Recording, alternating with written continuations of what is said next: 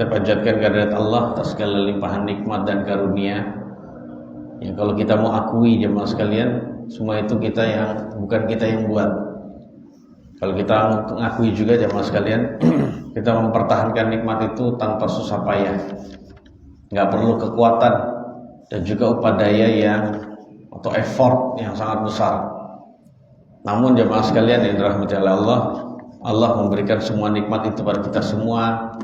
Kemudian Allah melimpahkan semua nikmat itu pada kita semua.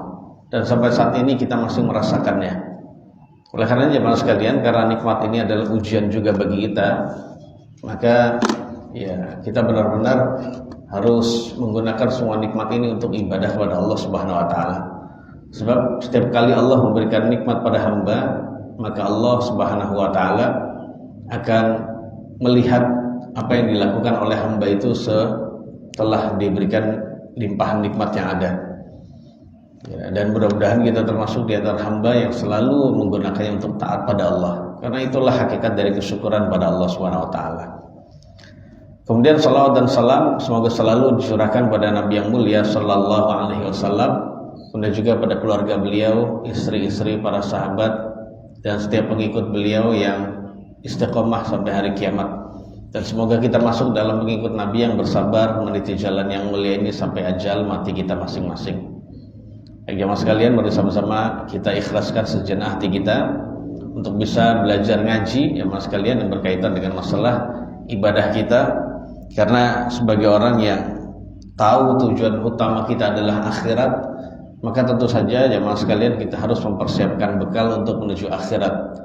Dan cara mempersiapkan bekal yang terbaik adalah kita mengupdate ilmu kita ngaji jemaah sekalian, agar Allah Subhanahu wa taala membimbing kita menjadi hamba yang baik, yang sesuai dengan apa yang diinginkan oleh Allah Subhanahu wa taala. Jemaah yang dirahmati oleh Allah Subhanahu wa taala, kita akan lanjutkan kajian kita tentang salat sunnah, yaitu salat tatawwu jemaah sekalian. Apa makna tatawwu? Kalau bahasa kita salat sunnah. Salat tatawwu jemaah sekalian adalah, tatawwu maknanya adalah fi'lut ta'ah. Fi'lut ta'ah, perbuatan taat. Jadi makna tatawwu adalah fi'lut ta'ah, yaitu perbuatan taat. Ya. Dan di dalam istilah syariat ini maknanya adalah ketaatan yang tidak wajib maksudnya. Jadi bahasa kita adalah sukarela. Jadi salat tatawwu adalah salat sukarela yang tidak wajib.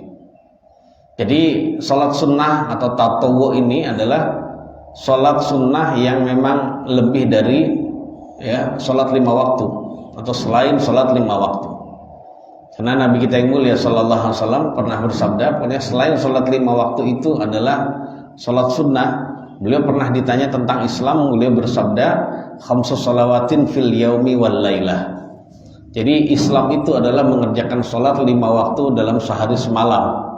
Kemudian penanya berkata, hal alayya ghairuha, apakah saya wajib melakukan selain 5 waktu itu, selain 5 salat itu? Qala la illa an tatawwa. Tidak, enggak ada selain 5 waktu itu yang wajib bagi kamu, melainkan kalau kamu mau melakukan salat tatawwu, yaitu salat sukarela, salat sunnah maksudnya gitu ya.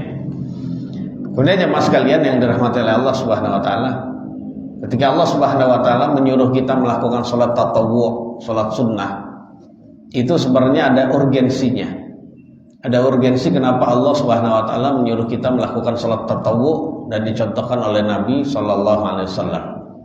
Yang pertama, urgensi yang pertama kenapa kita harus melakukan salat tatawwu itu adalah as-salatu khairul a'mal. Salat adalah perbuatan yang terbaik, amalan yang terbaik. Jadi salat sekali lagi adalah ibadah fisik yang terbaik dan ibadah yang terbaik untuk bisa mendekatkan diri kepada Allah Subhanahu wa taala. Karena Nabi kita yang mulia sallallahu alaihi wasallam bersabda dalam hadis riwayat Imam Ibnu Majah dan lainnya, wa'lamu anna khaira a'malikumus shalah, dan ketahuilah sesungguhnya perbuatan kalian yang terbaik adalah salat. Ya, ini menunjukkan bahwasannya kalau kita melakukan sholat harus kita hadirkan hati bahwasannya ini adalah perbuatan terbaik secara mutlak, ya. Dan masuk di dalam perbuatan yang terbaik yaitu sholat adalah sholat sunnah juga. Ya, jadi kalau kita melakukan sholat sunnah sama seperti kita melakukan perbuatan yang terbaik. Ini yang pertama jamaah sekalian, dan ini membuat kita ya harus memprioritaskan sholat dibandingkan yang lain. Jadi hadirkan hati saat Allah memanggil kita untuk sholat, maka saya harus melakukan perbuatan yang terbaik terlebih dahulu daripada yang baik. Yang baik lakukan tapi nanti, kalau itu memang bertentangan atau bertabrakan kepentingan jamaah sekalian. Kerjaan harus terus, namun ternyata Allah memanggil kita buat sholat, ya berarti ya sholat dulu, habis itu terusin kerjaan. Enaklah jamaah sekalian, ibadah cuma sebentar, dan setelah itu Allah mengizinkan kita melakukan aktivitas duniawi. Boleh Pak, nggak dilarang.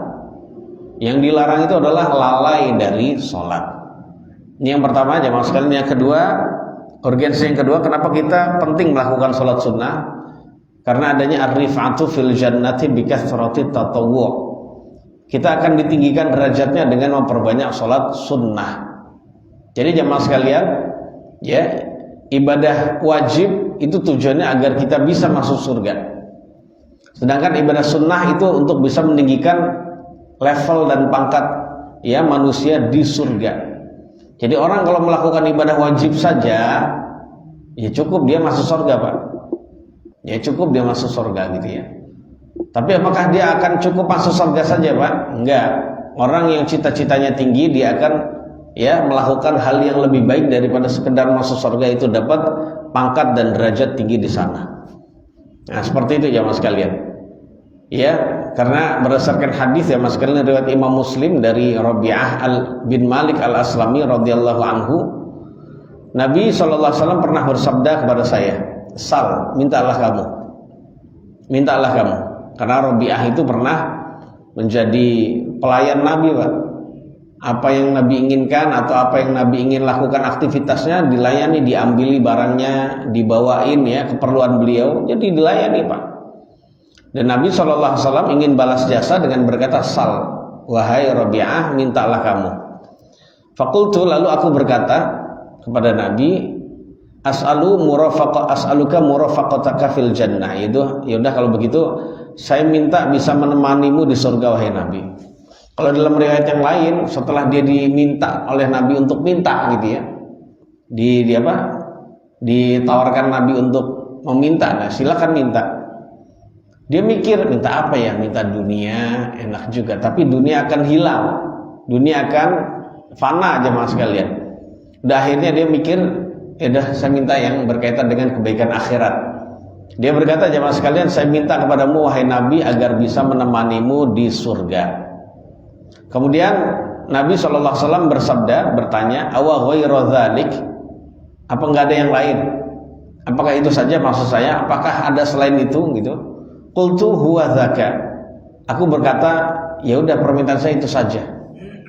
Kemudian Nabi SAW bersabda, fa'a'inni ala nafsika bikathratis sujud. Kalau begitu bantu aku dari dirimu dengan memperbanyak sujud. Jadi jamaah sekalian yang dirahmati Allah, makna memperbanyak sujud adalah melakukan sholat sunnah, memperbanyak sholat sunnah. Jadi bukan dikit-dikit sujud Pak. Seperti yang dilakukan oleh sebagian orang menjelang ya atau ketika dia akan pergi, habis zikir sehabis sholat, sebelum pergi dia sujud, dikit-dikit sujud. Tidak begitu Pak. Jadi makna memperbanyak sujud yang difahami oleh para ulama adalah ya perbanyak sholat sunnah. Ya, adapun sholat wajib kan nggak bisa diperbanyak. Sholat wajib itu hanya bisa dijaga waktunya, syarat-syaratnya dan juga rukunnya, gitu saja Pak. Dilakukan dengan tertib. Nah, adapun sholat sunnah inilah yang bisa kita lakukan dalam jumlah yang banyak. Berarti menunjukkan jamaah sekalian untuk bisa dapat derajat tertinggi di surga atau derajat yang tinggi lah paling tidak adalah dengan memperbanyak sholat sunnah. Ya, walaupun Nabi doanya dikabulkan, tapi Nabi meminta agar dia juga melakukan action. Jadi agar dia juga melakukan amalan sehari-hari. Nabi doa, kemudian dia melakukan ibadah sunnah yang banyak, maka satu itu bertemu nanti Pak, terkabulnya doa Nabi dan juga sholat sunnah yang diperbanyak oleh Rabi'ah, akhirnya dia bisa menemani Nabi di surga. Ya, makna menemani Nabi di surga bukan berarti derajatnya sama, Pak. Bareng dengan Nabi, enggak begitu. Ya pokoknya dengan apa saja yang Allah kehendaki lah. Ya jelas doa Nabi pasti dikabulkan. Yang dikatakan Rabi'ah ini derajatnya tinggi di surga, Pak. Tapi gimana hakikatnya, wallahu a'lam, saya tidak tahu.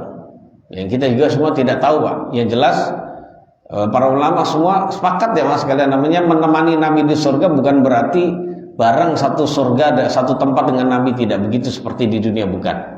Karena itu surga yang ditempati Nabi itu disebut wasilah, yaitu derajat tertinggi di surga yang tidak bisa diraih oleh siapapun. Yang jelas dia dapat derajat yang tinggi di surga. Ada lagi jamaah sekalian, mantan budaknya Nabi namanya Thauban. Beliau pernah bertanya kepada Nabi tentang amalan yang menyebabkan dia masuk ke dalam surga. Itu cita-cita tertinggi, Pak. Kalau sekarang kan di dunia, gimana caranya biar bisa jadi jenderal? Gimana caranya biar bisa followernya banyak? Gimana caranya biar apa? Biar bisa jadi presiden, pejabat tinggi atau menteri gitu ya. Itu derajat tinggi di dunia, itu tidak kita ragukan lagi. Di dunia saja orang pengen seperti itu jamaah sekalian.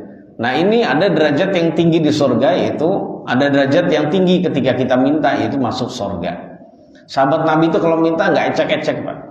Kalau bertanya tentang sesuatu yang besar, ya bukan sesuatu yang biasa-biasa aja, tidak. Mereka bertanya, atau beliau bertanya, Thauban radhiyallahu anhu, tentang amalan yang bisa menyebabkan dia masuk surga. Faqala, lalu Nabi bersabda, alaika bikathratis sujudi fa innaka la tasjudu lillahi sajdatan illa rafa'aka Allahu biha darajah wa hatta 'anka biha khati'ah. Ya udah kalau begitu kamu perbanyaklah sujud. Ya maksudnya apa ya Mas sekalian? Perbanyaklah salat sunnah, sebab tidaklah kamu melakukan satu kali sujudan karena Allah, ya, melainkan Allah mengangkat derajatmu satu, mengangkat satu derajatmu sebab satu sujudan itu. Jadi satu sujud satu derajat, dan menghapus satu kesalahan, satu dosa dari kamu sebab satu sujud itu. Jadi satu sujud ya Mas kalian nilainya adalah diangkat satu derajat dan juga dihapus satu dosa. Luar biasa, luar biasa itu ya. Nah bagi orang beriman yang menginginkan cita-cita tinggi, dia akan rajin sholat sunnah. Karena sholat sunnah itu minimal berapa Pak? Satu rakaat.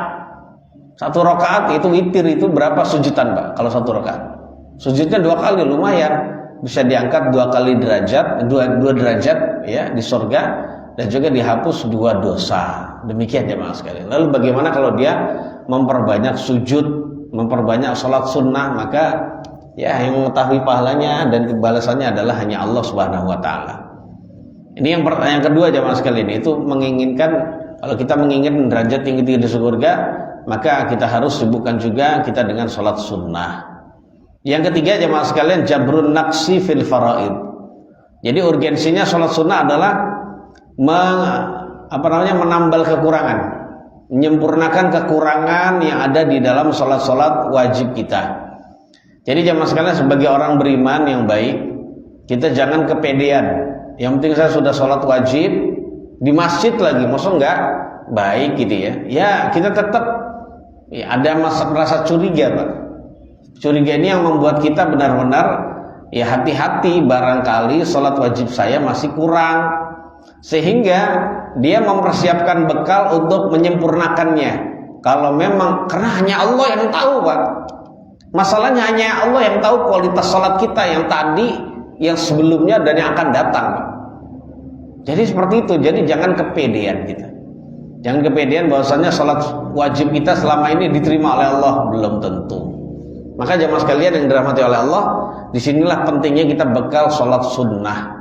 Ya sholat sunnah apa saja yang diajarkan oleh Nabi Shallallahu Alaihi Wasallam. Karena jamaah sekalian, untuk mencapai kesempurnaan sholat kita itu susah Pak, susah. Kita lihat Nabi yang mulia Shallallahu Alaihi Wasallam bersabda dalam hadis riwayat Imam Abu Dawud, Imam Ahmad dan lainnya, innar rajula la yansarifu min salatihi wa ma kutiba lahu illa usruha tus'uha ya thumnuha sub'uha sudsuha, khumsuha, rubu'uha, sulusuha, nisfuha. Jadi artinya sesungguhnya seseorang benar-benar selesai dari sholatnya, namun tidak ditulis untuk dia dari sholatnya melainkan hanya 1/10-nya. Loh, 1/10 sempurna apa? Berarti ya 9/10 gitu ya, atau 90%-nya apa? Nggak sempurna apa? Ya nggak sempurna. Atau 1/9-nya, atau 1/8-nya, atau 1/7-nya, atau 1/6 sempurna, atau 1/5, 1/4, 1/3, setengah. Untuk meraih sempurna full, Pak, ya lebih dari setengah, waduh jarangnya luar biasa. Sudah setengah saja itu luar biasa, Pak. Serius, sudah setengah itu luar biasa. Lalu bagaimana dengan kita? Apakah kita dapat bilangan yang disampaikan oleh Nabi ini, Pak? 1/10 lumayan. Sholatnya 2 rakaat dapat setengah, itu lumayan. Permasalahannya ya Pak sekalian yang dirahmati Allah, mungkin kita dari tata cara sholat sudah diterima oleh Allah, sah sholat kita. Tapi kan Allah juga ngelihat itu doang.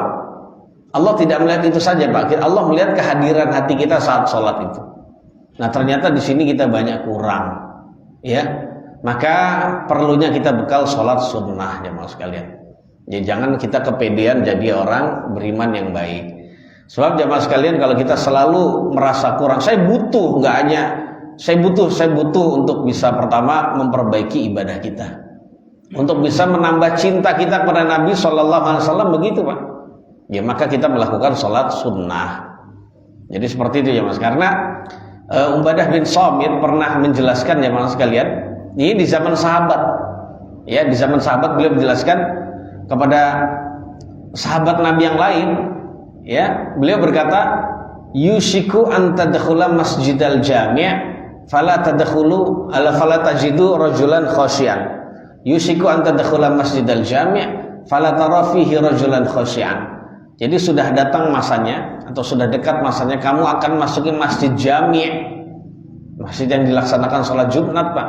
Banyak orangnya berarti, namun kamu tidak menjumpai satupun orang yang sholatnya khusyuk. Jadi hanya meramaikan masjid, namun ternyata isinya orang-orang yang hanya meramaikan secara lahiriah, tapi ternyata batinnya itu tidak khusyuk dalam sholat. Itu diucapkan oleh Ubadah di zaman beliau, ya. Lalu bagaimana dengan zaman yang jauh dengan zaman beliau, Pak? 1400 tahun setelahnya lebih gitu ya. Maka lebih jarang lagi kita khusyuk.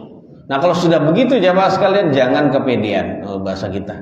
Jangan terlalu yakin ibadah sholat wajib kita sudah sempurna, maka kita harus memperbanyak sholat sunnah. Harian itu Pak, harian. Dan itulah bekal takwa bagi kita, ya. Nah jadi seperti itu. Sebab Allah Subhanahu Wa Taala nanti dengan rahmatnya akan melihat sholat sunnah itu jamaah sekalian. Karena Nabi yang mulia Sallallahu Alaihi Wasallam bersabda, awwalu ma yuhasabu bihin nasu yaumal qiyamati min a'malihimus shalah. Jadi amalan umat manusia yang pertama kali pertama kali dihisab adalah sholat, Pak.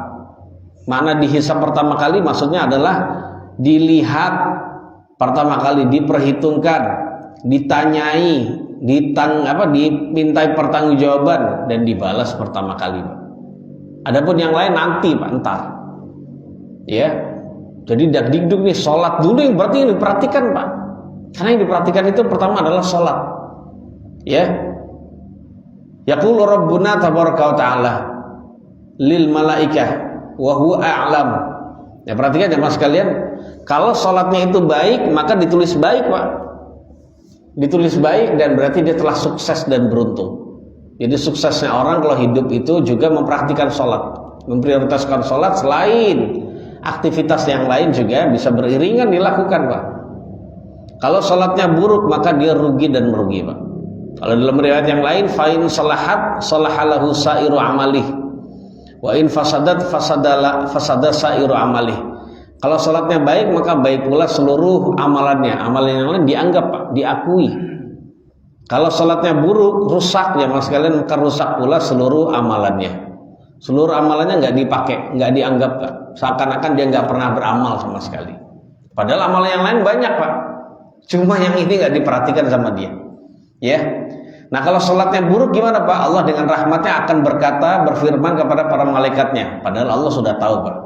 Memang kebiasaan Allah jemaah sekalian, seringkali Allah bertanya kepada makhluknya seperti malaikat. Padahal sebenarnya Allah lebih tahu tentang yang ditanya daripada para malaikat. Uzuru hal fi salati abdi, ya, uzuru fi salati abdi atammaha am naqsaha. Ya para malaikat, lihat tuh salatnya hambaku apakah salatnya sempurna atau kurang. Fa in kana tamatan kutibat lahu tamatan. Kalau salatnya sempurna ditulis sempurna pak. Ini enggak dizalimi berarti. Wa in kana taqassa minha syai'an qala anzuru hal li 'abdi min tatawwu'. Kalau salatnya ternyata kurang, Pak, oh khusyuknya enggak pernah ada gitu misalnya, Pak. Enggak pernah menghadirkan makna dari bacaan, enggak pernah menghadirkan kerendahan diri dia kepada Allah, ya, bahwasanya dia dilihat oleh Allah dan lain-lain. Itu udah kurang ya Mas sekali. Kalau salatnya kurang, maka Allah dengan rahmatnya berkata kepada para malaikat, berfirman pada malaikat, coba lihat malaikat, dia punya catatan salat sunnah enggak? Padahal Allah udah tahu, Pak. Allah udah tahu kualitas salat sunnah dia. Allah sudah tahu jumlah salat sunnah dia. Kalau dia salat sunnah, Pak. Allah juga sudah tahu kalau dia enggak pernah salat sunnah, tapi Allah tetap tanya, coba dilihat tuh catatan hambaku. Ya. Ini maksudnya Allah bertanya itu untuk menunjukkan kemuliaan kalau dia orang baik. Untuk menunjukkan kehinaan kalau dia orang yang melalaikan salat ya Mas sekalian. Itu makna atau tujuan dari pertanyaan Allah kepada malaikat. Kalau ada salat sunnah, maka Allah berfirman, atimmu li'abdi faridatahu min tatawwu'ihi. Sudah, sempurnakan kekurangan salat wajibnya hambaku dengan salat sunnahnya. Kalau nggak ada gimana Pak? Waduh, celaka Pak. Ciloko gitu. Jadi celaka jamaah sekalian dan juga binasa kita. Kalau Allah tidak ampuni, siap-siap masuk neraka, yang lain tidak dilihat. Nah dari sini jamaah sekalian penting bagi kita untuk memperhatikan sholat. Apalagi Allah sudah membuka pintu seluas-luasnya bagi kita agar kita bisa memperbaiki sholat kita. Ngaji di mana aja bisa Pak. Ya, dengan lihat internet juga bisa. Kemudian apalagi Pak? Baca juga bisa. Nanya ustadz juga bisa Pak. Terus apalagi yang nggak mau? Malas ya mas sekalian. Lalai. Ya, nggak ada waktu bagi dia katanya Pak. Padahal Allah sudah memberikan dia waktu luang banyak, tapi dia tidak gunakan untuk ibadah pada Allah yang termasuk terbesar yaitu thalabul ilmi. Enggak mau jemaah sekalian. Kemudian jemaah sekalian ada lagi salat sunnah jemaah yang dimuliakan oleh Allah itu bisa meraih cinta Allah kepada kita. Jemaah sekalian, sebenarnya ibadah yang paling disukai oleh Allah, dicintai oleh Allah itu adalah ibadah wajib. Karena Allah Subhanahu wa taala pernah berfirman di dalam hadis qudsi.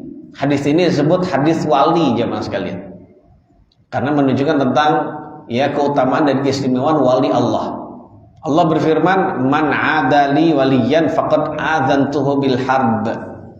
Siapa saja yang memusuhi waliku, kekasihku dari orang beriman yang istiqomah dan takwa. Siapa saja yang memusuhi waliku, maka saya benar-benar mengumumkan peperangan dengan dia. Wow. Jadi Allah yang backingin langsung Pak wali Allah. Kemudian wa ma taqarraba ilayya 'abdi bi syai'in ahabba ilayya mimma aftaradtu 'alaihi.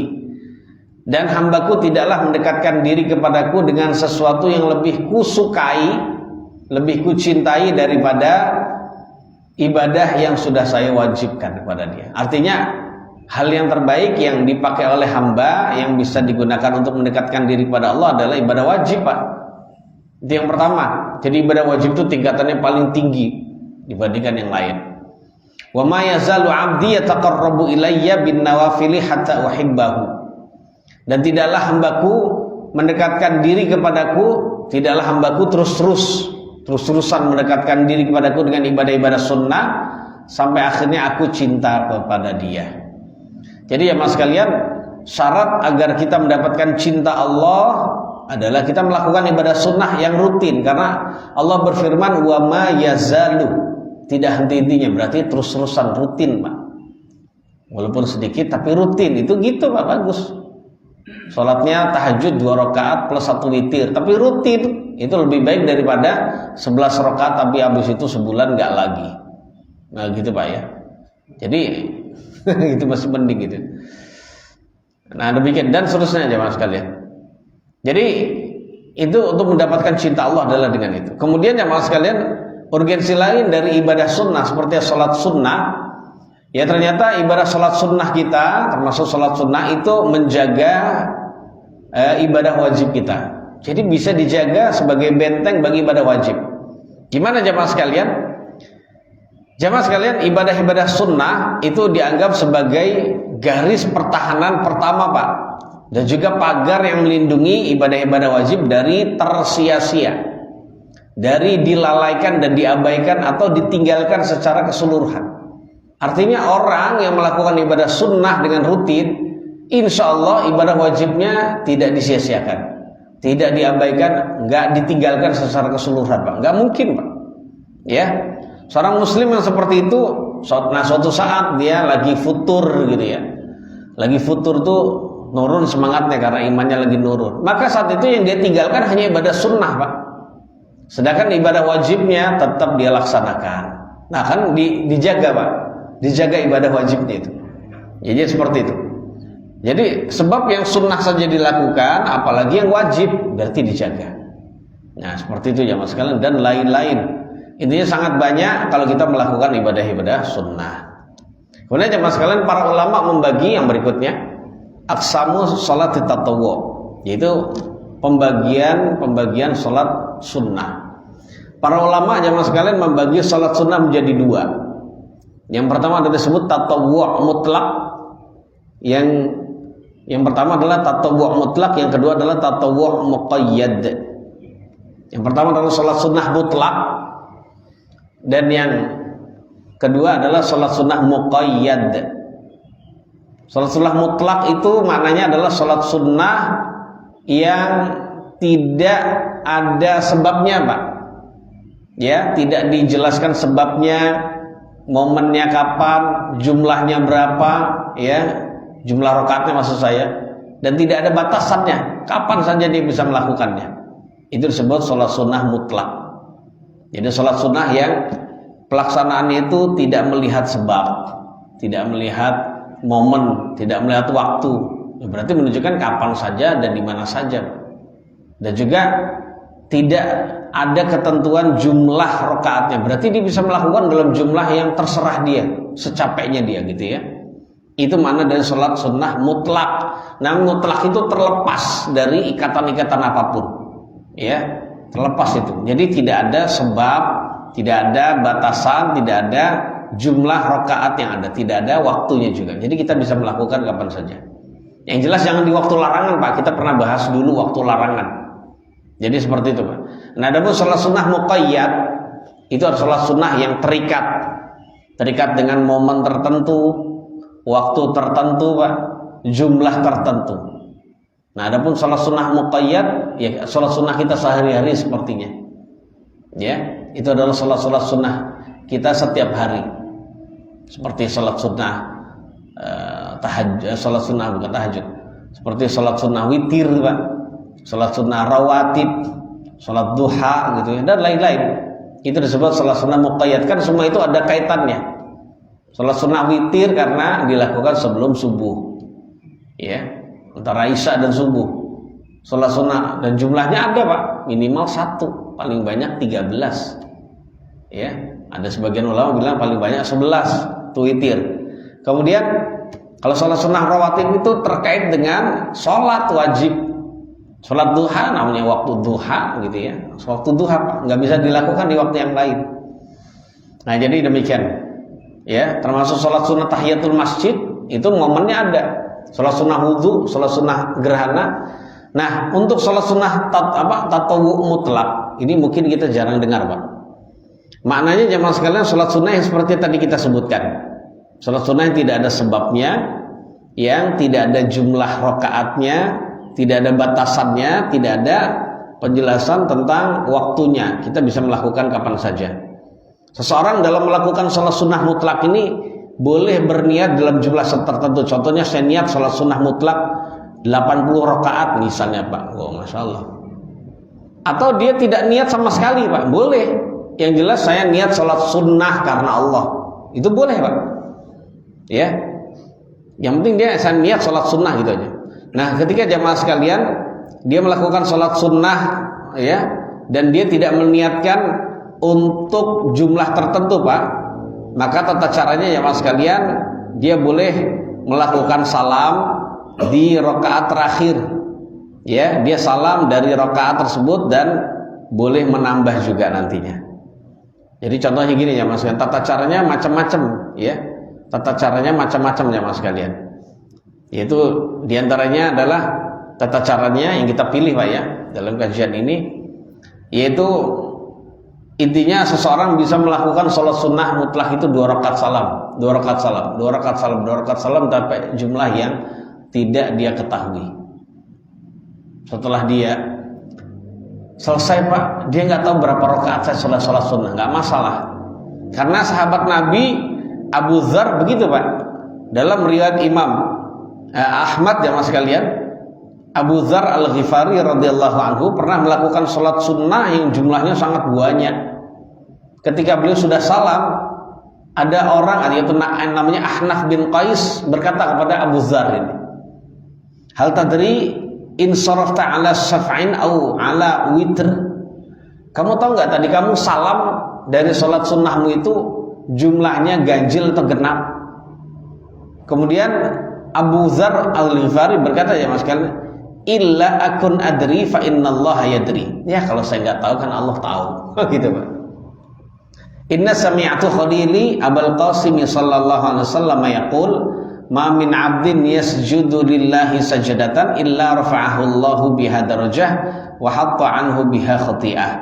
Sebab saya telah mendengar kekasih saya Rasulullah sallallahu alaihi wasallam bersabda, tidaklah seorang hamba sujud ya 1 kali saja karena Allah, melainkan Allah mengangkat 1 derajat dia sebabnya dan menghapus 1 dosa darinya sebabnya. Seperti itu ya Mas sekalian. Yang jelas sudah selesai, yang penting kita boleh melakukan hal itu.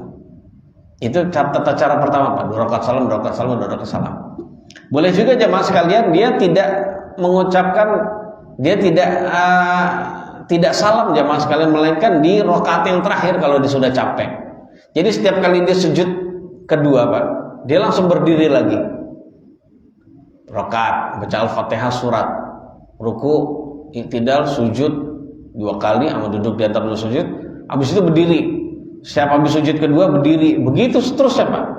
Sampai dia udah pengen istirahat, ya sudah, maka saat itu dia akhir salatnya dengan tasyahud, karena tasyahud itu rukun salat.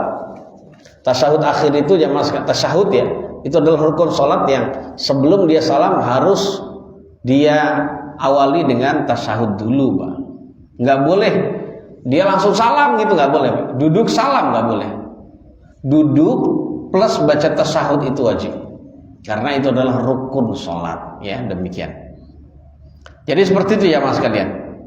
Boleh juga begini ya Mas sekalian, dia boleh melakukan tasyahud di setiap 2 rakaat walaupun tasyahudnya banyak. Bisa difahami kan ya Mas sekalian?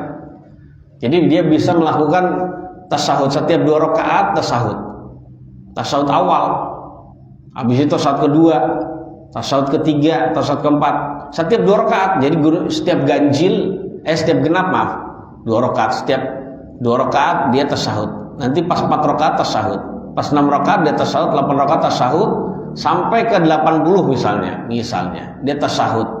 Nah kalau dia niatkan itu yang terakhir, maka dia tasyahud akhir itu tadi ya.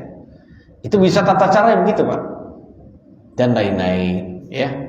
Intinya ya banyak tata caranya ya Mas sekalian ya, karena memang ada kalam dari para ulama demikian itu. Memang jemaah sekalian, ketika Nabi kita sallallahu alaihi wasallam mensyariatkan salat sunnah mutlak, dan itu difahami oleh para ulama dari kalangan salafus soleh ya Mas sekalian, maka diantara mereka itu nggak heran jemaah sekalian, ada yang sehari semalam itu sholatnya sampai ratusan rakaat, bahkan sampai 1000 rakaat Pak ya, sampai 1000 rakaat. Ya tentu saja 1000 rakaat itu dengan jumlah sholat wajib, terus sholat sunnah rawatibnya, sholat malamnya, dan sholat-sholat yang lainnya Pak, termasuk sholat sunnah mutlak yang paling banyak itu. Ya jadi demikian. Memang kalau memang bisa diberikan kekuatan senang sholat dan kuat sholat, ya lakukan Pak. Waduh, tapi kalau saya berdiri sholat tuh ngantuk ya. Tapi kalau saya nahan lapar bisa, ya sudah, banyak puasa Pak gitu ya. Banyakin puasa gitu. Aduh saya nggak bisa tahan lapar, tapi kalau saya punya harta saya senang sedekah lillahi ta'ala. Ya sudah, perbanyak sedekah. Aduh saya sedekah juga nggak bisa gitu. Tapi saya punya ingatan yang bagus, saya bisa menghafal Quran, membacanya berkali-kali, saya hafal. Ya sudah, perbanyak baca Al-Quran gitu. Aduh saya punya kegiatan yang baik, ya, mendorong orang untuk bisa melakukan hal ini dan itu. Silahkan Pak. Yang penting kita mati itu punya amalan andalan, amalan yang kita rutinkan jamaah sekalian, sehingga kita bisa dekat dengan surga. Jadi demikian. Namun diantara cara-cara salat sunnah yang mutlak terbaik jamaah sekalian, tata cara yang terbaik adalah kalau kita melakukan 2 rakaat salam, 2 rakaat salam. Karena Nabi yang mulia sallallahu alaihi wasallam pernah bersabda, yang redaksinya diriwayatkan oleh sebagian ulama, yaitu Nabi bersabda, salatul laili wan nahari mathna mathna. Salat sunnah yang dilakukan di waktu malam dan siang itu 2 rakaat salam, 2 rakaat salam. Jadi kita salam di setiap rakaat. Kita salam di setiap 2 rakaat maksudnya. Kita salam di setiap 2 rakaat. Jadi demikian. Kemudian jamaah sekalian, itu salat sunnah mutlak. Ya, itu salat sunnah mutlak. Bisa ya jamaah sekalian untuk melakukan hal itu. Yang penting kita punya wudu aja. Punya wudu, salat sunnah labanya gitu ya. Nanti kalau ada capek sudah berhenti. Ada yang seperti itu. Dia lebih banyak gitu. Terus emang nggak kerja Pak? Ya bisa dilakukan di waktu libur Pak, atau di waktu yang lain gitu ya, atau di waktu pensiun jamaah sekalian bisa gitu ya, kenapa tidak. Baik, yang kedua adalah pembagian yang kedua dari salat sunnah adalah ta'at tatawwu'al muqayyad. Salat sunnah muqayyad, salat sunnah yang sudah dijelaskan oleh syariat kita, dijelaskan oleh dalil-dalil Al-Quran dan Sunnah tentang disyariatkannya. Ya, nah salat sunnah muqayyad itu lawan dari salat sunnah mutlak. Muqayyad itu maknanya adalah terikat Pak. Ya, pokoknya salat sunnah yang sudah diterangkan oleh dalil akan disyariatkan. Dan itu ada 2 macam jamaah sekalian. Yang pertama adalah ya as-sunanur rawatib, yaitu salat sunnah rawatib. Ya, salat sunnah rawatib. Nah, salat sunnah rawatib itu apa jamaah sekalian? Definisinya itu salat sunnah, salat sunnah yang mengiringi salat wajib. Ada yang kedua pembagiannya as-sunnanu ghairu rawatib. Ya, pokoknya salat sunnah selain rawatib. Selain rawatib banyak Pak. Ada salat witir, salat tahajud, salat duha, salat apalagi Pak istikharah gitu ya. Salat gerhana, salat minta hujan. Terus apa lagi Pak? Salat wudu, sunnah wudu. Seperti nanti kan kita bahas satu persatu jamaah sekalian. Yang pertama jamaah sekalian adalah salat sunnah rawatib, kita jelaskan. Ini salat sunnah muqayyad. Salat sunnah rawatib jamaah yang dimuliakan oleh Allah Subhanahu wa taala itu salat sunnah yang selalu mengiringi dan mengikuti salat wajib, baik sebelum maupun setelahnya. Ya. Yang sebelum dikatakan qobliyah. Kemudian yang akhir yang setelahnya dikatakan salat sunnah ba'diyah. Nah, ternyata jamaah sekalian ada rahasia khusus jamaah sekalian. Ada rahasia kenapa ada salat sunnah sebelum dan setelah salat wajib. Adapun salat sunnah sebelum salat wajib, alias salat sunnah qobliyah gitu ya. Itu disyariatkan jamaah sekalian untuk bisa menjadi muqaddimah bagi salat wajib kita. Jadi agar hati ini jamaah sekalian tersibukkan tidak tersibukkan lagi dengan pikiran-pikiran duniawi. Ya. Ini sebagai persiapan pemanasan jamaah sekalian. Ya, sehingga nanti ketika menghadapi salat wajib dia lebih siap. Menghadapi salat wajib lebih siap. Jadi ini sebagai pemanasan dulu, Pak. Jadi sekali lagi agar ruhnya sholat, yaitu khusyuk, bisa diraih ketika sholat wajibnya. Nah, adapun ya sholat sunnah ba'diyah yang dilakukan setelahnya jamaah sekalian, maka tentu saja adalah untuk bisa menyempurnakan kekurangan. Saat kita melakukan sholat wajib ada kekurangan Pak, maka di situ ada makna atau kandungan yang halus Pak, kandungan yang dalam gitu ya, ternyata buat menyempurnakannya. Jadi berbahagialah orang yang bisa melakukan dua-duanya Pak, khususnya dalam sholat yang ada ba'diyahnya. Kalau untuk qobliyah semuanya ada, qobliyah semuanya ada Pak. Untuk ba'diyah ya semuanya ada, kecuali sholat apa jemaah sekalian? Asar dan sehabis asar dan sehabis subuh. Jadi demikian. Pokoknya lakukanlah dua-duanya Pak. Yang penting kita untuk memperbanyak sholat sunnah itu tadi. Nah jemaah sekalian, sholat sunnah rawatib ada dua macam juga. Rawatib muakkad dan rawatib ya ghairu muakkad. Jadi sholat sunnah rawatib yang sangat dikuatkan, ditegaskan, dikuatkan anjurannya Pak. Ya, apa maknanya? Kalau ada lagi sholat sunnah yang tidak dikuatkan anjuran tapi tetap disunnahkan. Apa makna sholat sunnah rawatib muakkad ya mas kalian? Sholat sunnah rawatib muakkad maknanya adalah sholat sunnah yang didawamkan oleh Nabi, yang dirutinkan oleh Nabi Shallallahu Alaihi Wasallam. Dan para ulama berbeda pendapat tentang jumlahnya rawatib muakkad itu. Ada yang mengatakan 10 rakaat ya mas kalian. Sholat sunnah rawatib berapa ya mas? Sholat sunnah rawatib muakkad yaitu 10 rakaat saja. Jadi ini pendapat dari mazhab Asy-Syafi'i di negeri kita dan juga mazhab Hambali, mazhab mayoritas berarti, yang mengatakan ya bahwasanya salat sunnah rawatib muakkad yang dikuatkan anjuran hanya 10. Ya seperti, dan itulah yang dirutinkan Nabi. 10 itu apa saja Pak? Tadi 2 rakaat sebelum subuh, kemudian 2 rakaat sebelum zuhur, 2 rakaat lagi sehabis zuhur Pak, berarti 6 Pak. Kemudian 2 rakaat sehabis maghrib. Ada lagi 2 rakaat sehabis isya, itu 10 rakaat. 10 rakaat, dan itulah yang dirutinkan oleh Nabi Shallallahu Alaihi Wasallam dalam hadis riwayat Imam Al-Bukhari dan Muslim.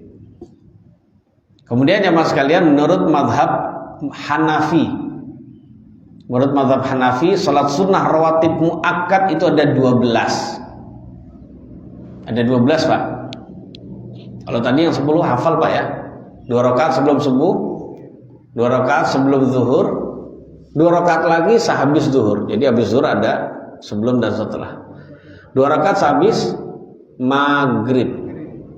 Habis itu 2 rakaat setelah maghrib. Setelah isya. Tadi setelah habis maghrib dan setelah isya, berarti 10. Nah untuk mazhab Hanafi Pak, itu mengatakan enggak 10 tapi 12. Ya 12. Nah 12 itu kayak tadi Pak, cuma bedanya sebelum zuhur itu ada 4 rakaat. Gimana Pak? 4 rakaat, tambahin aja. Jadi seperti itu. Nah ini berdasarkan hadis riwayat Imam Al-Bukhari Pak. Jadi mazhab Hanafi mengatakan sholat rawatib muakkad itu 12 rakaat itu bukan berarti tanpa dalil. Wah, nggak ada ulama yang ra'yi Pak, mesti ada dalilnya. Walaupun dalilnya itu adalah dalil berupa qiyas, analogi Pak. Itu akal beliau. Tapi jangan samakan akal orang awam dengan ulama, beda Pak. Ya. Ulama itu pemikir. Kalau kita bukan pemikir Pak. Bukan pengikut, kita pengikut pentaklid gitu ya. Nggak apa-apa, boleh, kita orang awam boleh. Bahkan wajib ya jamaah sekalian ya, agar kita bisa ibadah. Aisyah radhiyallahu anha pernah berkata, "Kana Nabi sallallahu alaihi wasallam la yad'u arba'an qabla zuhur." Jadi kebiasaan Nabi tidak pernah meninggalkan, beliau tidak meninggalkan 4 rakaat sebelum zuhur, Pak. Loh, kata siapa? Kata Aisyah radhiyallahu anha.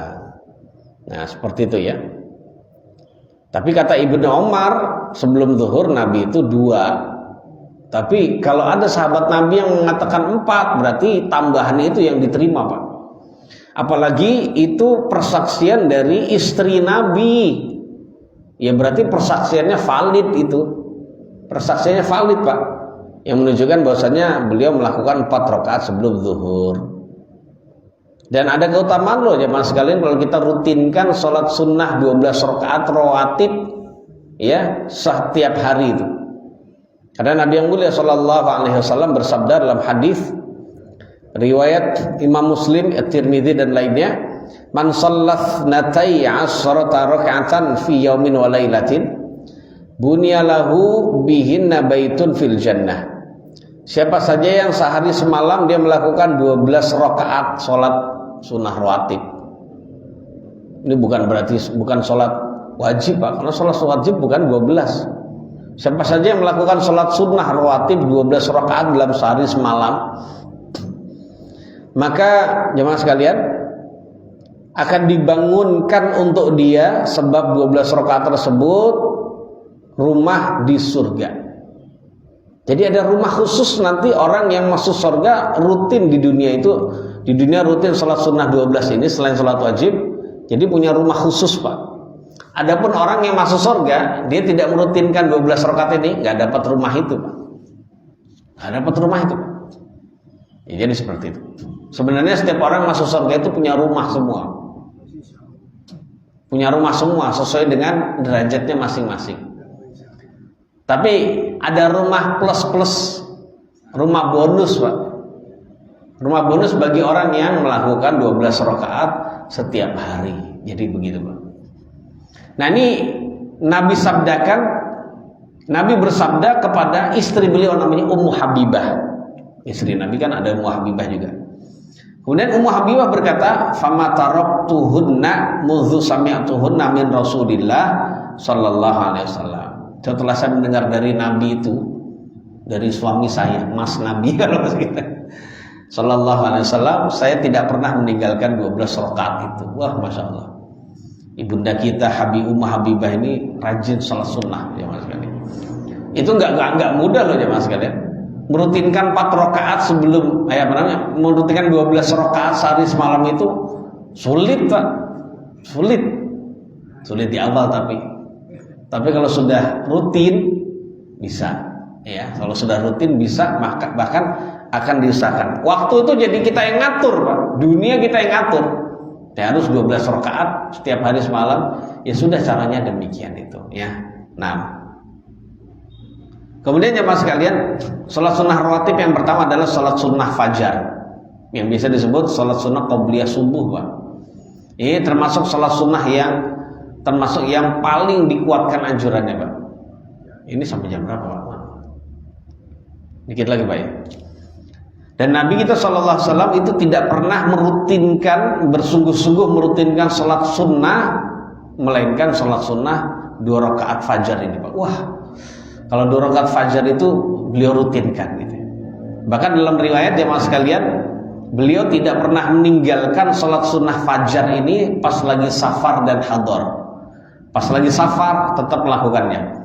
Lagi di rumah apalagi Pak, nggak repot aja tetap dilakukan, apalagi nggak repot gitu ya. Jadi seperti itu. Selain itu adalah sholat sunnah witir. Jadi ketika Nabi safar itu jadi pas lagi safar dan hadar itu Nabi tidak pernah meninggalkan 2 macam sholat sunnah ini. Ya, pertama adalah sholat sunnah witir ya, dan kedua adalah sholat sunnah 2 rakaat sunnah fajar. Sholat sunnah fajar itu ya. Jadi demikian Pak. Dan kalau mau tahu jemaah sekalian, apa keutamaan dari sholat sunnah ini sehingga Nabi benar-benar getol benar gitu ya. Nabi kita sallallahu alaihi wasallam bersabda dalam hadis riwayat Imam Muslim, At-Tirmidzi dan lainnya, "Raka'ata al-fajri khairun minad dunya wa ma fiha." Jadi 2 rakaat salat sunnah fajar lebih baik daripada dunia dan seisinya. Ya Allah, hebat banget gitu ya. Ini baru salat sunnah ini Pak. Lalu bagaimana dengan salat wajibnya? Wah, lebih dari itu. Kalau lebih baik daripada dunia dan seisinya Pak. Kalau taruh di dunia nggak cukup Pak. Maka semua pahala itu disamarkan dari kita, disimpan oleh Allah, dan nanti baru diperlihatkan ketika kita sudah wafat dan bangkit di alam kiamat, di hari kiamat. Semua karena ketika setiap kita jemaah sekalian beramal di dunia, habis itu dikasih Dikasih Pak. Pertama naruhnya di mana? Nah kalau sudah dikasih gitu juga, maka nggak ada istilah lagi namanya orang beriman. Nggak ada orang kafir. Semuanya mau. Karena di agama dia nggak ada. Ternyata ketika Islam dikasih Pak, wah nggak ada istilah lagi namanya ujian. Nggak ada Pak, karena udah kelihatan semua. Nah ketika disamarkan semua Pak, hanya orang yang yakin terhadap hari kebangkitan dan pembalasan yang mau melakukannya. Wah ini hebat Pak. Orang yang mau berharap pahala jemaah sekalian, dalam keadaan dia nggak ngeliat pahala itu luar biasa dibandingkan orang pernah melihat. Nah, makanya jemaah sekalian, Allah seringkali membanggakan hamba-hambanya yang ahli ibadah, ahli zikir Pak, di hadapan para malaikat. Tujuannya adalah untuk menampakkan ketinggian, keistimewaan hamba-hambanya manusia ini yang tidak ada di malaikat Pak. Kalau malaikat melihat hal yang gaib biasa Pak. Lihat surga dan neraka pernah malaikat. Lihat kerajaan langit, kehebatan kerajaan Allah biasa itu Pak. Ya, pernah mendengar suara Allah bagi malaikat biasa Pak. Ketika mereka beriman pada Allah wajar. Tapi ini hamba yang lihat Allah nggak pernah, dengar suara Allah nggak pernah, lihat surga dan neraka hanya kabar saja, hanya kabar Pak. Dan dia meyakini. Kemudian mati juga belum gitu ya. Melihat kondisi orang disiksa nggak pernah Pak. Tapi kok bisa beriman? Maka inilah jemaah sekalian yang dirahmati Allah. Ya seperti itu ya. Dan tentang tata cara sholat ini jemaah sekalian 2 rakaat seperti biasa. 2 rakaat seperti biasa dan disunnahkan bacaannya pendek. Dan ini dibaca apa sunnahnya jemaah sekalian, yaitu yaitu surat Al-Kafirun di rakaat pertama setelah Al-Fatihah. Di rakaat yang kedua adalah setelah Al-Fatihah baca Qul huwallahu ahad, Allahus samad dan seterusnya. Kemudian ada lagi dalam riwayat yang lain jemaah sekalian, yaitu dalam riwayat Imam Muslim, An-Nasai dan lainnya. Nabi dalam 2 rakaat salat sunnah fajar ini beliau berkata, membaca setelah Al-Fatihah.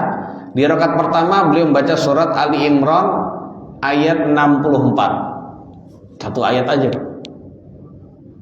Yaqulu amanna billahi wa ma unzila ilaina wa ma unzila ila Ibrahim. Ali Imran ayat 64. Satu ayat saja Pak. Dan juga membaca surat Ali Imran yang lagi di ayat yang lain Pak, yaitu mohon maaf tadi yang pertama yang tadi saya baca itu bukan soal Ali Imran. Ini yang kedua baru Ali Imran. Yang pertama Al-Baqarah ayat 136. Qulu amanna itu tadi. Kemudian satu ayat saja Pak. Kemudian ya di rakaat yang kedua beliau membaca surat Ali Imran ayat 64. Ya, qul ya ahlal kitab ta'alu ila kalimatin sawa'in bainana wa bainakum. Itu demikian ya Mas sekalian. Dan lain-lain. Wallahu a'lam bissawab. Nah, salat sunnah ini Pak kalau ketinggalan bisa diqadha. Bisa diqadha. Cara mengqadhanya gimana Pak? Bisa mengqadhanya itu ya sahabat sholat subuh. Misalnya Bapak Ibu sekalian datang ketika sudah iqamah nggak sempat sholat sunnah 2 rakaat, padahal hebat keutamaannya Pak. Maka bisa diqadha nanti sahabat sholat subuh. Gimana caranya? Ya sudah habis salam dari sholat subuh silakan lakukan boleh. Atau nunggu zikir dulu. Nanti bisa melakukan sholat subuh. Sholat apa? Sholat sunnah itu tadi diqadha. Boleh juga di rumah.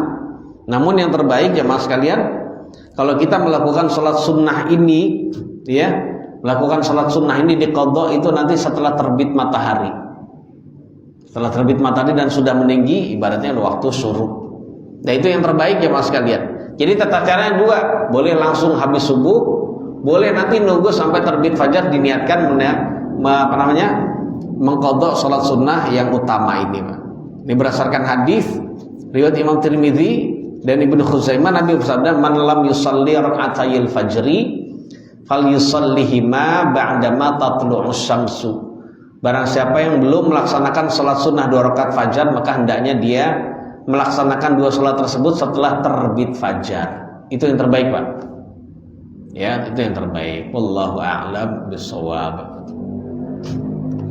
Ada pembahasan lagi nih Pak. Mohon maaf sebentar. Setelah sholat sunnah fajar, boleh nggak kita melakukan sholat sunnah yang lain? Nah, ini ulama beda pendapat pada mas sekalian.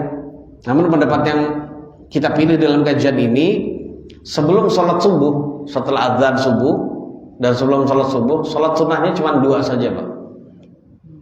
Sholat sunnahnya cuma 2 saja. Masuk masjid 2 saja. Walaupun waktu sholatnya, waktu antara azan dan iqamah panjang, jadi cukup 2 saja. Karena dalam hadis riwayat Imam Abu Dawud At-Tirmidzi, ya, dari Ibnu Umar radhiyallahu anhu, dikisahkan yang masukkan oleh Yasar, mantan budaknya Ibnu Umar. Yasar bercerita bahwasannya Ibnu Umar, mantan majikan saya, pernah melihat saya dalam keadaan saya sholat setelah terbit fajar. Setelah terbit fajar. Kemudian Ibnu Umar berkata, "Ya Yasar, inna Rasulullah sallallahu alaihi wasallam kharaja alaina wa nahnu nusalli hadhihi shalah." Wahai Yasar, sesungguhnya Rasulullah sallallahu alaihi wasallam dulu, zaman kami dulu, pernah keluar dari rumahnya menuju kami. Nah, saat itu kami sedang melakukan sholat sunnah ini. Lalu Nabi bersabda begini, "Liballigh syahidukum ghaibakum." Hendaknya orang yang hadir di antara kalian ini nanti tolong sampaikan kepada yang enggak hadir ya. Nah, begitu, Pak. Nabi bersabda, "La tusallu ba'dal fajri illa sajdataini." Janganlah kalian melakukan sholat setelah terbit fajar melainkan hanya 2 rakaat saja. Jadi habis terbit fajar, Pak, cukup 2, Pak. Cukup 2, tidak 4, tidak 5, tidak 6 dan lain-lain, tidak. Ya terus gimana? Padahal di situ kan ada sholat sunnah tahiyatul masjid, ya Pak ya. Ada sholat sunnah wudhu karena kita wudhu di sini. Ya sudah, niat itu digabung jadi satu. Ya untuk bisa mengamalkan hadis yang mulia ini, Pak, jangan melakukan sholat setelah terbit fajar, setelah subuh, melainkan 2 rakaat saja. Hadisnya sahih ya mas sekalian, dari Imam Abu Dawud, At-Tirmidzi dan lainnya. Berarti 2 rakaat itu kita niatkan, saya niat sholat sunnah 2 rakaat tahiyatul masjid. Sholat 2 rakaat sholat sunnah wudhu karena wudhunya di sini, Pak. Dan yang terakhir sholat sunnah setelah sholat sunnah fajar. Sudah dapat semuanya itu. 3 in 1 masuk. Bahkan bisa 4 in 1, Pak. 4 in 1 tambahin satu lagi itu sholat sunnah istikharah. Karena habis ini mau beli mobil, gitu. Habis ini mau ke showroom, habis ini mau jual mobil, mau naruh mobil ke showroom, nah gitu. Habis ini mau ngelamar, oh lamaran, Pak. Udah mau lamaran gitu ya. Dan lain-lain. Nah, makanya istikharah dulu. Nah, berarti kalau istikharah, maka saat itu kita jamaah sekalian habis sholat itu doa istikharah. Jadi istikharah itu bisa kita niatkan sendirian, Pak. Sholat sunnah sendiri khusus istikharah. Bisa juga kita niatkan ya bersama dengan sholat sunnah yang lain. Ibaratnya dompleng, ya ngikut sholat sunnah yang lain. Wallahu a'lam bishawab. Baik, baru 1 sholat sunnah, Pak. Baru 1 sholat sunnah, Pak. Rawatib. Insyaallah kita lanjutkan sholat sunnah yang lain yang juga luar biasa, Pak. Di antara jamaah, kalau ada yang mau bertanya silakan. Berkenaan dengan ini atau yang lain. Oke, apakah ada amalan sholat wajib yang pernah kita tinggalkan? Ada amalan yang apakah ada amalan atau sholat pengganti untuk sholat wajib yang pernah ditinggalkan gitu, Pak? Kemudian sholat apa tadi? Sholat sunnah mutlak. Itu bisa disebut sholat yang nggak ada namanya gitu, Pak Ustaz. Ya itu namanya sholat sunnah mutlak. Ya nggak ada namanya, benar. Kalau disebut nggak ada namanya bisa juga. Terus ada suatu kondisi kita kadang-kadang dihadapkan dengan makan dulu atau sholat dulu. Kadang nggak tahu bercandaan atau gimana, tapi jadi ada statement mendingan waktu makan mikir sholat daripada waktu sholat mikir makan. Jadi akhirnya mendahulukan yang makan. Iya. Bagaimana pendapat itu? Baik. Kemudian penjelasan tentang Allah tergantung dari prasangka hambanya itu apa? Baik. Jadi yang pertama jemaah sekalian yang dimuliakan oleh Allah, pertanyaan tentang apakah ada pengganti sholat bagi sholat-sholat wajib yang pernah ditinggalkan dulu. Ini pertanyaan bagus, bahwasanya ini juga dibahas oleh para ulama. Jadi jemaah dimuliakan Allah, ya, dalam hal ini para ulama beda pendapat. Ya, menjadi dua pendapat. Kalau pendapat mayoritas ulama dari 4 mazhab, ya, kalau disebut mayoritas ulama 4 mazhab, ini pendekar-pendekarnya. Mereka berkata sholat wajib yang ditinggalkan itu harus diqadha. Yang nggak sengaja aja diqadha tuh karena ketiduran, lupa diqadha. Lalu bagaimana yang tidak sengaja saja diqadha, Pak, ditinggalkan karena lupa atau ketiduran? Maka yang sengaja ditinggalkan lebih lagi disuruh mengqadha. Dan mayoritas ulama berpendapat ya lebih dari itu lagi, apalagi bahasanya gitu ya. Itu disebut dengan qiyas aulawi. Kemudian mereka juga ya berpendapat bahwasannya jemaah yang dimuliakan oleh Allah harus diqadha. Perintah mengqadha itu tidak butuh perintah baru. Perintah mengqadha salat itu sama dengan perintah adalah salat, seperti perintah salat yang ada gitu ya. Sama seperti kita disuruh salat tepat waktu. Nah, kalau kita tidak tepat waktu ya kita disuruh mengqadhanya. Jadi begitu, perintah mengqadha itu sama dengan perintah melakukan sholat secara tepat waktu sama. Jadi nggak butuh niat baru, nggak butuh perintah baru. Itu menurut mayoritas ulama. Jadi ketika ada orang bertobat saja itu tidak cukup. Dan kesempurnaan tobat dia, ya kalau dia benar-benar juga mengqadha sholat tersebut, ya dicicil sholatnya. Itu menurut mayoritas ulama. Dan menurut sebagian ulama ini juga pendapat yang juga nggak sedikit ulama yang berpendapat demikian adalah sholat yang sengaja ditinggalkan di masa lalu itu tidak wajib diqadha, nggak wajib diqadha. Bahkan kalau mengqadha pun percuma, ya tidak ada jalan bagi dia melainkan dia harus tobat dengan tobatan nasuha, tobat yang jujur nasuha. Maka saat itu dosa yang begitu besar meninggalkan sholat bertahun-tahun di zaman dulu itu hilang habis jemaah sekalian.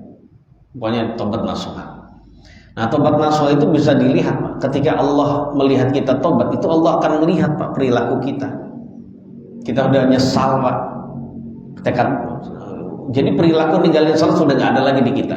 Terus kita sesal yang lalu, Pak. Nyesal kita. Kalau bisa nangis, Pak. Karena takut siksaan Allah dan berharap rahmat Allah gitu ya. Kemudian kedepannya kita tidak akan melakukan seperti itu lagi. Ya, dia akan dilihat oleh Allah.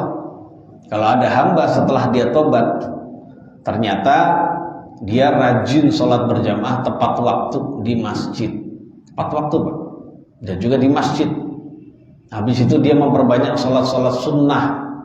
Dia rajin ngaji bab sholat, banyak nanya, dipersungguh, Pak, udah nggak tahu, tanya, takut lupa, begitu. Maka jemaah sekalian, dan dia benar-benar melakukannya. Setelah itu dia memperbanyak sholat sunnah untuk bisa menyempurnakan kekurangan yang lalu. Setelah itu ibadah-ibadah yang lain. Maka saat itu insya Allah ya dengan demikian itu Allah mengetahui kejujuran tobatnya hamba tersebut. Ya, insya Allah diterima. Wallahu a'lam bishawab. Itu pendapat para ulama yang beda-beda. Kalau menurut pendapatnya kedua ini ya justru percuma. Satu sholat aja ditinggalkan sengaja, satu banyak. Itu kalau kita qadha 100 kali, 1000 kali percuma, nggak diterima. Karena ini sholat yang sudah habis kadaluarsa masanya. Ya sudah nggak ada lagi cara melainkan hanya tobatan nasuha. Begitu ya Mas. Nah, untuk memilih yang mana monggo. Karena umat Islam berbeda dua pendapat. Nggak ada yang boleh meyakini pendapatnya yang benar, yang lain salah di sisi Allah. Ya hanya benar menurut dia, Pak, tapi ya belum tentu di sisi Allah. Hanya masing-masing berijtihad, gitu saja, Pak. Kemudian yang kedua tadi apa, Pak? Tentang prasangka. Allah Subhanahu wa taala sesuai dengan prasangka hamba. Iya, memang dalam hadis yang diriwayatkan oleh Al-Imam Al-Bukhari dan Muslim, Allah Subhanahu wa taala berfirman, "Anna 'inda dhanni 'abdi bi." Jadi saya akan selalu mengikuti prasangka hambaku terhadap diriku. Dan itu kalau di ada redaksi lain dari Imam Ahmad Allah Subhanahu wa taala meneruskan firman-Nya, "Ana 'inda dzanni 'abdi bi, in dzanna bi khairan falahu wa in dzanna syarran falahu." Saya akan selalu mengikuti prasangka hambaku terhadap diriku. Kalau dia berprasangka baik terhadapku, maka dia dapat kebaikan juga. Kalau dia berprasangka buruk, maka dia dapat keburukan juga. Seringkali pada dalam hidup itu kita dapat kebaikan dan keburukan itu tergantung prasangka kita kepada Allah. Maka sama-sama berprasangkalah yang baik.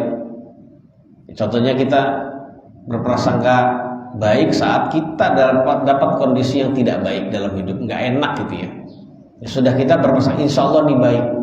Allah ingin menunjukkan kebaikannya nanti kepada saya sesegera mungkin insya Allah gitu. Ya udah gitu saja Pak. Walaupun saat itu kita sedang kesakitan, merintih, meringis Pak gitu ya. Tapi yakin insya Allah ini baik. Ya insya Allah ada hikmahnya.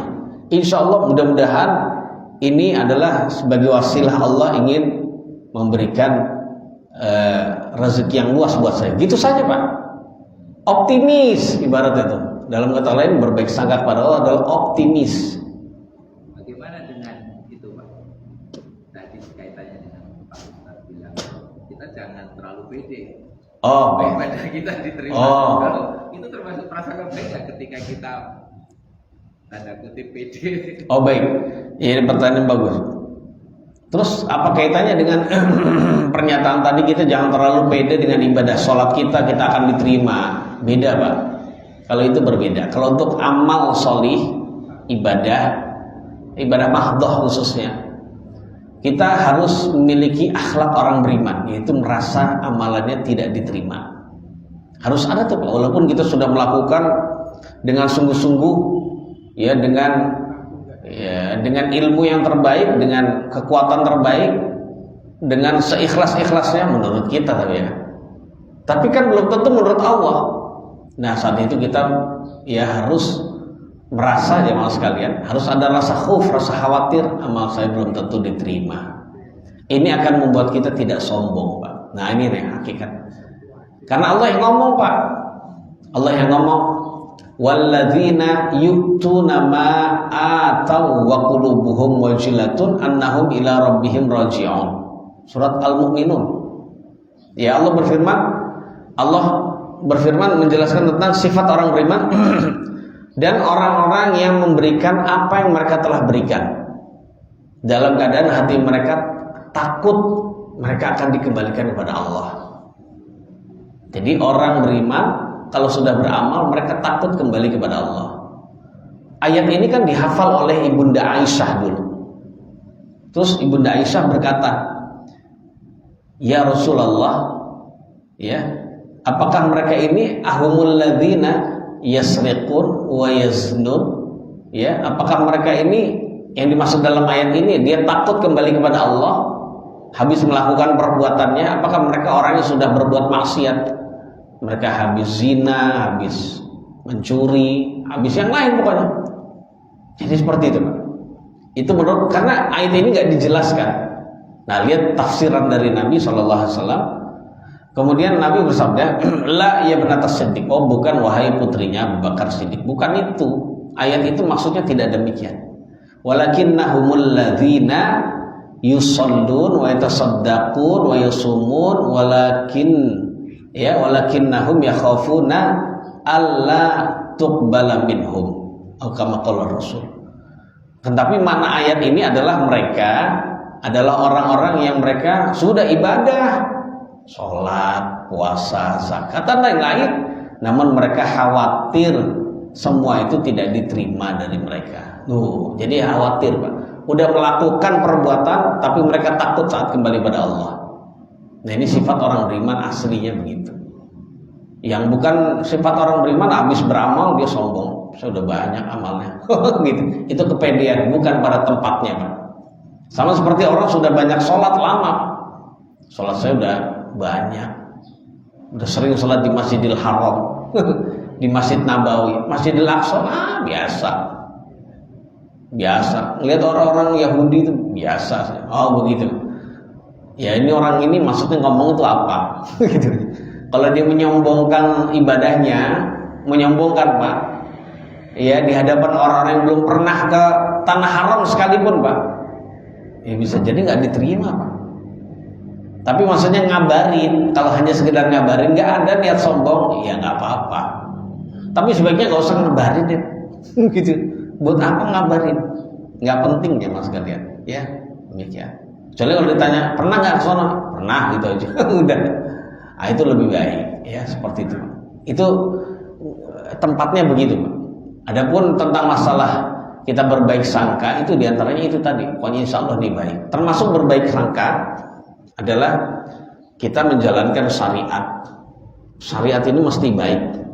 Syariat ini mesti baik. Walaupun saya nggak tahu baiknya itu apa. Yang penting di dalam perintah mesti ada kebaikan, di dalam larangan mesti ada keburukan.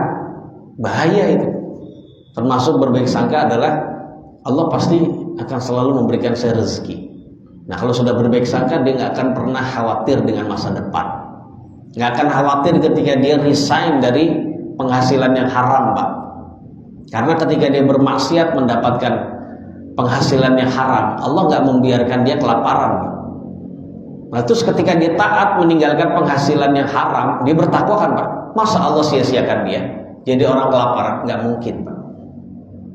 Tapi tetap bekerja, maksud saya gitu ya. Itu cara berbaik sangka kepada Allah. Demikian, Pak. Nah kalau kita berbaik sangka, insya Allah saya dapat yang lebih baik daripada itu. Begitu Allah nanti akan wujudkan, Pak. Jadi begitu. Tadi satu lagi apa, Pak? Makan dengan sholat. Oh, makan dulu apa sholat dulu? Ya ini karena memang ada hadis ya mas kalian.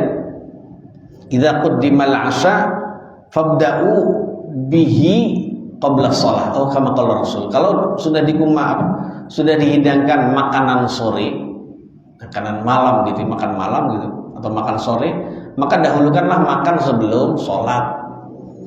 Ayat ini tidak begitu saja, tapi ditafsirkan oleh para ulama untuk orang yang benar-benar kepikiran, sangat menginginkan makanan, contohnya dia sangat lapar, yang kalau dia sholat mikirin.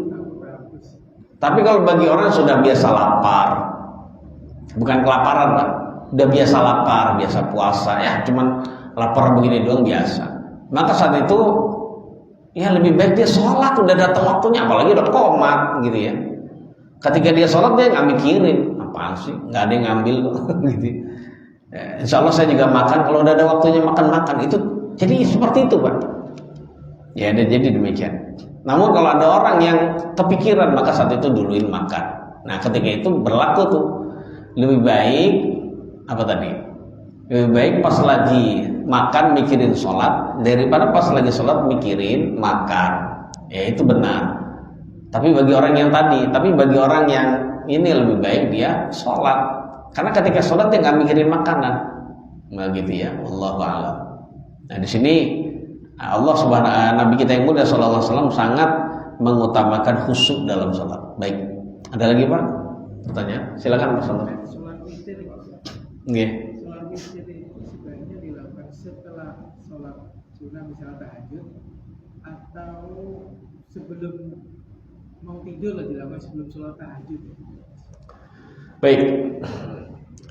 Memang Nabi kita yang mulia sallallahu alaihi wasallam bersabda kepada para sahabat yang kondisinya beda-beda. Bagi orang yang merasa bahwasannya dia nggak bisa bangun malam, maka sebelum tidur hendaknya dia witir. Nah itu tadi, Pak. Sehingga nanti pas malam nggak witir-witir, ya nggak apa-apa karena dia udah witir. Namun bagi orang yang yakin, ya seperti Bapak Ibu sekalian yang sudah biasa bangun 1 jam sebelum subuh, maka jangan witir di awal malam. Udah kalau biasa bangun terus, Pak ya. Jangan witir di awal malam. Karena kalau seperti itu berarti witir yang terbaik adalah di akhir malam. Karena itu waktu yang dihadiri dan disaksikan oleh Allah pertama dan malaikat. Dan itu dilakukan sehabis sholat tahajud, itu yang terbaik. Momen mustajabnya, Pak, luar biasa. Ya itu lebih baik seperti itu. Ya, nah. Namun bagi orang yang nggak bisa bangun karena kecapean, ya sudah sebelum tidur, misalnya dia kecapean pengen tidur segera, sebelum tidur witir dulu. Nah demikian. Wallahu a'lam. Saya kira itu aja mas sekalian. Soal kita lanjutkan di pertemuan yang akan datang tentang sholat sunnah. Jadi ini kita belajar tentang ensiklopedia sholat sunnah, ya, sampai sholat sunnah yang lain pokoknya ya, insya Allah dalam pertemuan yang akan datang. Ada kekurangannya, kata-kata yang tidak berkenan, mohon maaf yang sebesar-besarnya. Semoga bermanfaat bagi saya dan juga bagi jemaah sekalian, dan bisa meninggikan derajat surga kita di akhirat nanti kelak dengan berbanyak sholat sunnah. Sallallahu ala nabiyina Muhammadin wa alihi wasallam. Subhanakallahumma bihamdik asyhadu an la ilaha illa anta astaghfiruka wa atubu ilaik. Assalamualaikum warahmatullahi wabarakatuh.